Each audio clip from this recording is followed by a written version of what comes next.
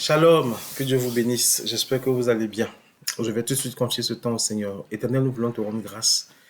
Nous voulons bénir ton nom pour ce temps que tu permets. Seigneur, je prie que le message passe, que ton esprit touche quelqu'un. Au nom de Jésus. Amen. Alors, la semaine dernière, on a parlé des hôtels de famille. On a parlé des hôtels en général, mais spécifiquement des hôtels de famille. Le propos était de ne pas avoir peur de ces hôtels-là. Le propos était de ne pas, de marcher, de prier, de faire en sorte que ça ne nous atteigne pas. Et j'ai rappelé que on ne peut pas les empêcher de crier à nous. On ne peut pas les empêcher de chercher à nous ramener avec eux parce qu'ils sont là pour ça. Donc les hôtels, les agents du diable, tous ceux-là sont là pour ça. On ne peut pas leur demander d'arrêter le combat. Ils ne font pas arrêter le combat. C'est à nous de demeurer fermes, de continuer de prier Dieu pour que Dieu nous donne d'être attachés à lui. Aujourd'hui, j'aimerais parler de quelque chose que les chrétiens doivent vivre. Tout chrétien doit pratiquer cela. Ça s'appelle la prière. Et je ne suis pas venu dire les différentes sortes de prières. Je ne suis pas venu te demander de prier d'une certaine manière ou pas. Je suis juste venu te dire que la prière va t'attirer des problèmes. Amen. Quand je dis comme ça peut sembler bizarre, mais c'est vrai. C'est vrai que quand on prie, quand on parle à Dieu, quand on est en relation avec Dieu, ça veut dire qu'on n'est pas en relation avec le diable. Et quand on est en relation avec Dieu, quand on prie, quand on parle au Seigneur, ça veut dire que on s'oppose par la prière à ce que le diable fait de notre vie. Mais c'est pas ce dont je voulais parler non plus. Je veux parler de la prière qui va nous attirer des problèmes en ce sens que quand on demande certaines choses au Seigneur, Dieu, en guillemets, n'a pas le choix que de nous apprêter avant de nous exaucer. Quand on demande certaines choses au Seigneur, Dieu n'a pas le choix que de nous préparer par des épreuves qui vont permettre de notre vie avant de nous exaucer. Je vais prendre un exemple. Quand tu demandes au Seigneur d'augmenter ta foi, le Seigneur ne va pas venir déposer dans ton cœur la foi subitement.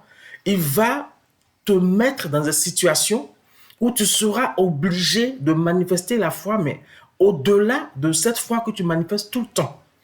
Donc, c'est de ça que je parle. Prier Dieu pour que Dieu augmente ma foi va m'attirer des problèmes. Pourquoi? Parce que Dieu va permettre que je sois dans des situations qui ne seront pas confortables pour moi et qui vont m'obliger à manifester la foi. C'est en cela que la prière, dans certaines circonstances, en fait, de façon générale, la prière nous attire des problèmes. Parce qu'on s'adresse à un Dieu. Souvenons, en fait, rappelons-nous de Meshach, Shadrach et Abednego qui ont continué de prier Dieu alors qu'on leur a interdit de prier Dieu. Il faut qu'on comprenne que nous aussi, quand on s'adresse à Dieu, toutes les fois où on s'adresse à Dieu, et Dieu dit de le faire sans cesse, selon 1 Thessaloniciens 5, verset 17, et toutes les fois où on le fait, c'est comme si on s'adressait à Dieu contre la volonté du diable, de sa confrérie, de sa cohorte, qui veut que nous, on s'adresse au diable. Donc forcément, on est attaqué. Forcément, il y a des gens, des choses qui sont mises en œuvre pour que nous puissions être punis de ne pas, ou de prier Dieu et de ne pas nous attacher aux choses du diable. Mais quand nous prions Dieu pour certains sujet, quand je demande à Dieu de me donner sa paix, mais il ne va pas venir déposer en moi la paix. Amen. Mais cette paix-là est en moi déjà, on va dire ça comme ça, l'Esprit de Dieu est là, mais Dieu ne va pas l'activer comme ça. Dieu va me permettre de vivre des situations qui vont faire que je n'aurai pas le choix que de vivre la paix et le contentement que Dieu me donne. Amen. Quand je vais demander à Dieu de me donner la sagesse, l'Esprit de Dieu étant en moi, je suis déjà sage.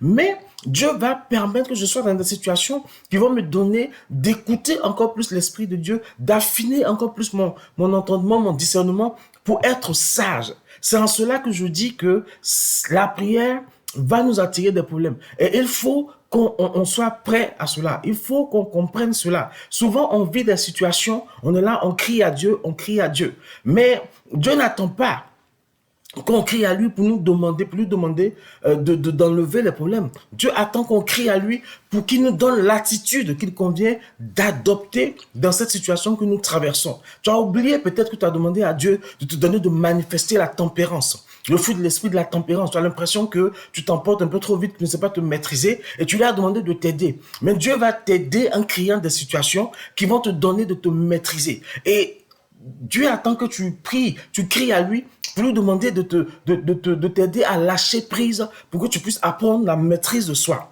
Tu as demandé au Seigneur de t'aider à gérer tes émotions. Il va t'aider à gérer tes émotions. Mais pour que tu saches comment gérer tes émotions, il faut que tu sois dans un contexte où tes émotions seront mises à l'épreuve. Où tu vas demander à Dieu de t'aider, de te donner la force, l'esprit qu'il faut pour que tu puisses gérer tes émotions. Ceci pour te dire que on marche dans la vie chrétienne et puis il y a des choses qu'on demande au Seigneur.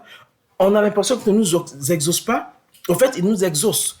Mais pour que l'exaucement soit total, il faut que nous soyons prêts à accepter la formation qui va avec. Et la formation qui va avec, c'est toutes les épreuves que cela va induire afin de nous préparer. Et face à ces épreuves-là, on est obligé d'appliquer la théorie de la foi, la théorie de la paix, tout ça là, d'appliquer ça de façon pratique afin que cela puisse nous donner d'avoir la foi, la paix qu'on a demandé au Seigneur. Amen. C'est ce que je suis venu te dire aujourd'hui. Donc, si dans ta vie, tu traverses certaines situations, si dans ta vie, tu traverses certaines difficultés et puis tu ne sais pas d'où ça vient, demande-toi aussi si ce n'est pas le Seigneur qui est en train de t'exaucer par rapport à une prière que tu lui as faite, par rapport à la foi qui doit grandir, par rapport à ton discernement qui doit s'affiner, par rapport à la sensibilité à l'Esprit de Dieu. Il y a ça aussi. Amen. Tu demandes à l'Esprit de Dieu de te donner de discerner sa voix. Mais pour discerner sa voix, il faut que tu la discernes entre plusieurs autres voix. Donc Dieu va te créer des situations qui vont t'obliger ces temps-ci-là à le prier plus. À le prier plus pour qu'il puisse te parler, que tu puisses entendre sa voix et que tu puisses entendre aussi d'autres voix, mais que tu arrives à discerner sa voix. Et j'ai l'habitude de dire que si mon fils m'appelle, je sais que c'est lui parce que je connais sa voix. Donc si je veux connaître la voix de Dieu, je n'ai pas le choix que de demeurer dans sa présence pour qu'il mène à discerner sa voix parmi toute autre voix. Donc, quand tu as l'impression que plusieurs pensées te viennent par rapport à une direction que tu demandes au Seigneur, à un moment donné, tu te calmes et tu dis, Seigneur, dans toutes ces pensées, donne-moi le discernement, donne-moi affine mon écoute pour que je sache discerner ta voix. Et c'est en cela que Dieu va t'exaucer parce que tu lui as demandé de t'aider à pouvoir discerner sa voix. Donc, il ne faudrait pas que nous mettons tout ce qui nous arrive sur le compte du diable. Il ne faudrait pas ça. Il faudrait que parfois on puisse se demander si ce n'est pas Dieu qui nous exauce. Amen. Mon propos d'aujourd'hui, c'est pour te dire que certaines prières que tu vas faire au Seigneur, certaines demandes que tu vas faire au Seigneur vont induire pour toi des épreuves, des difficultés qui auront pour objectif de te préparer à recevoir l'exaucement du Seigneur.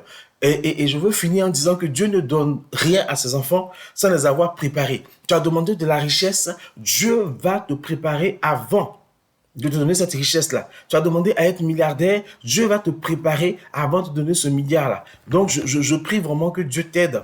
Vraiment, Dieu nous aide à comprendre ces messages, à comprendre ce qu'il nous dit, à comprendre ce qu'il fait avec nous, pour ne pas que nous soyons frustrés, pour ne pas que nous disions que Dieu nous a abandonnés ou qu'il ne nous a pas exaucés. Voilà, que le nom de Jésus soit béni et je prie que ce message-là puisse te faire du bien. Et si tu as des questions, n'hésite pas à nous les envoyer. Shalom, shalom et à une prochaine fois pour une autre exhortation. Et rappelons-nous toujours que Yahvé Sabaoth, c'est notre papa. Shalom.